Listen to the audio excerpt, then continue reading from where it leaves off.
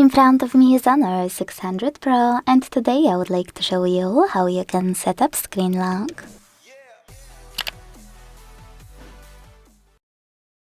Begin by opening Settings and scrolling to tap on this section called Biometrics and Password.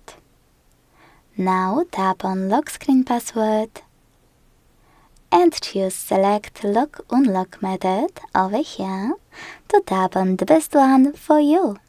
4-digit PIN, custom PIN, pattern or password.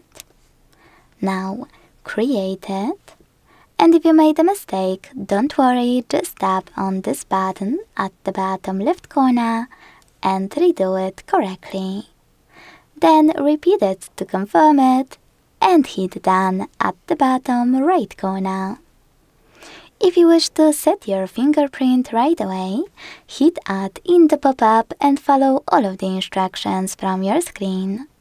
If you don't want to do that, select Cancel.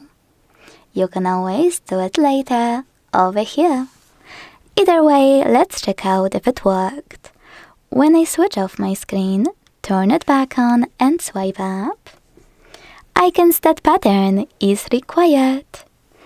Thanks so much for watching. If you enjoyed this video, leave a like, comment and subscribe.